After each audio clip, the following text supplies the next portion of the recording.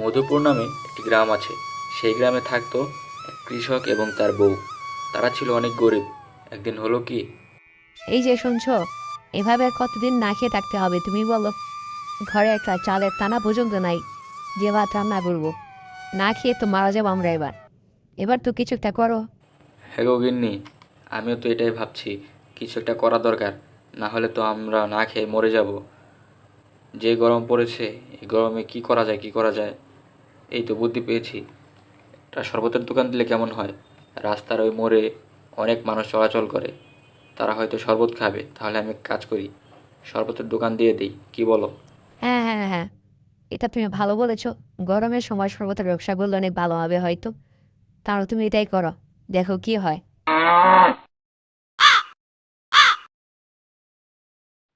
এই যে শরবত শরবত শরবত, ঠান্ডা শরবত, লেবুর রস দিয়ে ঠান্ডা শরবত খেয়ে যাও। প্রতি গ্লাস মাত্র 10 টাকা। খেয়ে তোমার মাথা এবং শরীর দুইটাই ঠান্ডা করো। এই যে ভাই, দেবো নাকি একটা শরবত? হ্যাঁ, কাজ করো, তাই দাও। যে গরম পড়ছে, গরমের জন্য তো রাস্তা বেরিয়ে হওয়া যায় না, আর গলাটাও শুকিয়ে গেছে। দাও দাও, আমাকে এক গ্লাস ঠান্ডা করে শরবত দাও। আর হ্যাঁ, লেবুটা একটু বাড়িয়ে দিও। ঠান্ডা পানি দিয়ে ভালো করে বানাও, খেয়ে দেখি কেমন লাগে। এই তো ভাই, আপনার জন্য শরবতটা বানাচ্ছি, ভালো করে ঠান্ডা পানি আর লেবু দিয়ে। খেয়ে যা মজা পাবেন, কি বলবো। এই নেন, শরবত রেডি হয়ে গেছে। খেয়ে বলেন এবার কেমন হয়েছে। অ্যাঁ, অ্যাঁ, অ্যাঁ। খান ভাই খান, আস্তে আস্তে খান। এই তো দারুণ লাগলো। খুব ভালো শরবত বানাতো তুমি। গরমে যে অবস্থা হয়ে গেছিল আমার, তুমি আমার শরীরটা পুরো চাঙ্গা করে দিয়েছো। খুব ভালো হয়েছে শরবত। এই যে দাদা ভাই, আমাদের দুজনকে 2 গ্লাস শরবত দিন। এই গরমে একটু চাঙ্গা হই, তাড়াতাড়ি দেন। দাঁড়ান, দুইজনকে একটা স্পেশাল শরবত বানিয়ে দিতেছি, খেয়ে বলেন কেমন হয়েছে। এভাবেই কৃষকটি শরবত বিক্রি করে অনেক জনপ্রিয় হয়ে ওঠে এবং অনেক টাকা ইনকাম করে। এরপর সে 2 তলা বিশিষ্ট একটি বড় বাড়ি করে এবং বউ নিয়ে সুখে শান্তিতে বসবাস করে থাকে।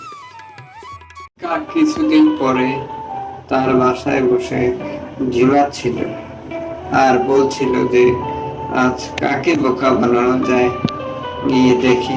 কতদিন হলো ছানা খাই না, আজ বনে যাই, গিয়ে দেখি কাকে বোকা বানায়। এটা বলার পরে কাকটি বনে উড়ে গেল।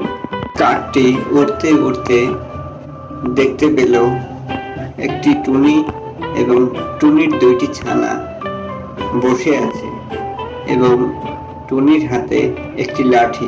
আরে ওই তো টুনি এবং টুনির 2টি ছানা বসে আছে দেখছি, যাই টুনিকে বোকা বানাই। কাকটি টুনির বাসার সামনে গিয়ে টুনি এবং টুনির ছানাদের প্রশংসা করতে লাগলো।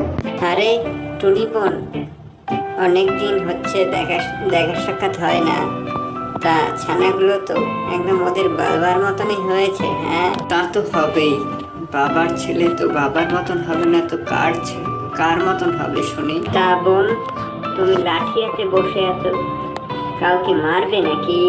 হ্যাঁ, কি করব বলো, বনে যে এত বজ্জাত পাখিরা উড়ে বেড়াচ্ছে, তা তা ওদেরকে তো রক্ষা করতে হবে।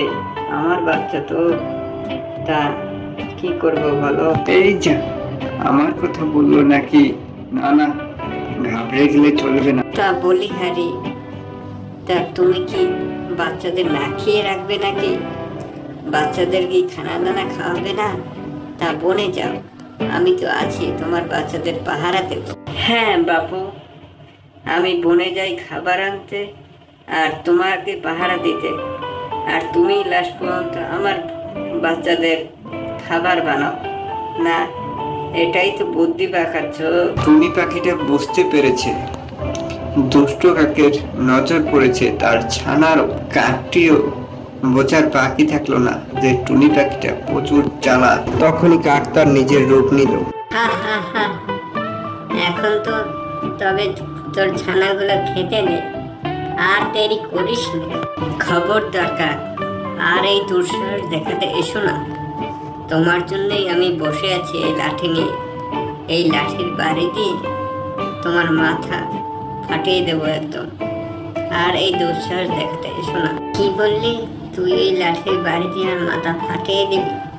দেখ তাহলে আমি কি করতে পারি। এই কথা বলার পরেই কাকটি টুনি পাখির বাসার দিকে এগিয়ে এলো, আর তখনই টুনি পাখি ওই লাঠির বাড়ি দিয়ে কাকটির মাথা ফাটিয়ে দিল। কাকটি মাথার উপর বাড়ি দেয় টুনি পাখি, আর কাকটি আঘাত পেয়ে মাটিতে পড়ে যায়। আর তখনই বলে কাকটি, টুনি, তোর ওই ছানা দুটোকে আমি খেয়েই ছাড়বো, এই বলে দিয়ে গেল। তারপরে কাকটি উড়ে চলে গেল আর ভাবতে লাগলো ওর ছানা দুটোকে কিভাবে খেতে পারবো আর কিভাবে খাবো। টুনি পাখি